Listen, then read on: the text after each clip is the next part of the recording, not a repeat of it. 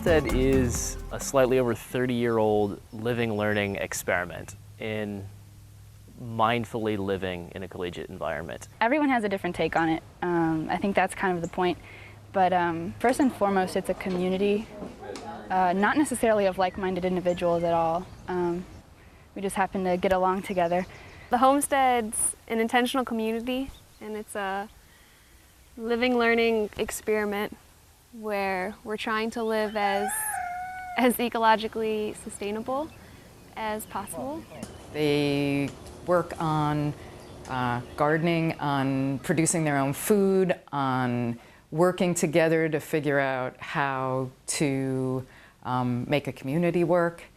It's continually redefined by its residents to meet the needs of those residents while also to attempt to meet a more global need. Well, it started in '77 by a biology professor named Bob Allritz.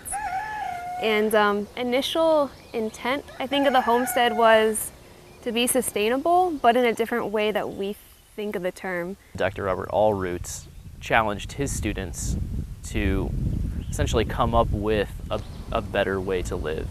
There's definitely a lot more independence and students taking responsibility for themselves and feeling a sense of control over their lives that in the dorms you don't have in a lot of ways. I wanted to learn how to live like this, like do it yourself, like take control of your own environment and teach yourself, teach others, learn from others. Here you define and build your space, and that really drew me to it in the aspect that I could take responsibility for my surroundings. I could modify them to meet my needs so long as I took into account like the needs of everyone else and the needs of the space itself. Just really thinking about hands-on ways to make life work in this really basic way that I think is such a huge important thing. And I also think the collective decision-making, having to be responsible for making dinner for each other and for showing up. We have dinner 6 nights a week at 6:30 each night, and each time someone else cooks, so we take shifts. 2 people cook each night, and because we use a wood stove, it usually takes about 2 hours to cook dinner. When I first came, I was just like, wow, this is like, you know, my family's dinner, like my mom's dinner. And that's what I hear everyone like who comes out here for the first or second time, like, wow, this is really cool. Like, you should just sit down and talk. That's really what we do. We just sit down and talk about our days. It's food that's pretty good for you in its like nutritional content, less impactful on the environment, and prepared like with time and care over a wood stove. And I think that goes straight into your body. Like, you can feel that, and it's a really great feeling. Each semester, we kind of talk about what we want to do about eating and about our food. And so this semester we decided that the most important thing was to buy as locally as possible, and we try and buy things that are in season and from the area. So that's usually during the winter months. And then during the summer, we try and grow as much as possible. Every year I think the gardens are a success in their own right. I think this year, I think there might be a move to like can a bunch of tomatoes and like make pickles and stuff like that, so to preserve our harvest from consumption, I guess, until winter. We have 2 main gardens, the upper garden and the lower garden. And in the upper garden, we started things like onions and radishes and beets.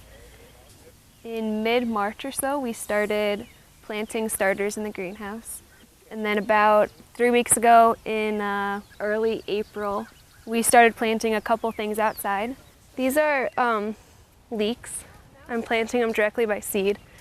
And then I'm planting them with carrots and with cilantro because they're supposed to be good when they're planted near each other.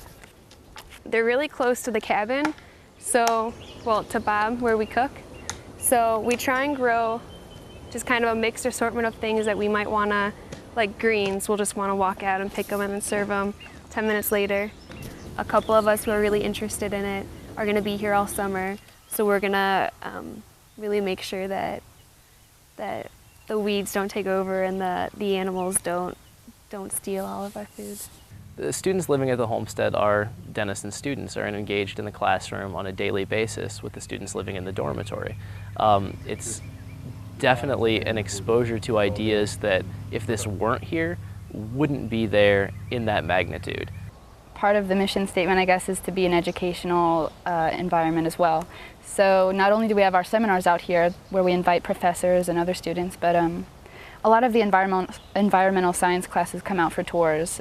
Open house, we always have a bunch of people out here just like actually seeing the place rather than just hearing about it. There's definitely a wider social circle than the 12 students who live there each semester. They become part of the community and become involved and come out for work parties and learn about the cabin or learn about the gardens or learn about our stoves and the solar panels. One of the main misconceptions about the homestead is that we're kind of anti-technology and anti-innovation, and I kind of reject that critique of the homestead, because I think a lot of what we do is we try and push forward and kind of break into this this almost technological era. We have solar panels, and we're trying to use more alternative energy and these really innovative building designs. We've seen a lot of changes in the systems themselves at the homestead. We've moved from a wind-powered water pump to a solar-powered water pump for that. Upgrades in solar systems. We've seen just building technology change. This is the solar array that powers our water system. It replaced what we used to have, which was a windmill that would pump water from the well that we have into our tanks, which are buried underground just for insulation back behind the solar array. They pump water from the well into the tank when the sun is shining, and when the sun is not shining, it's not pumping.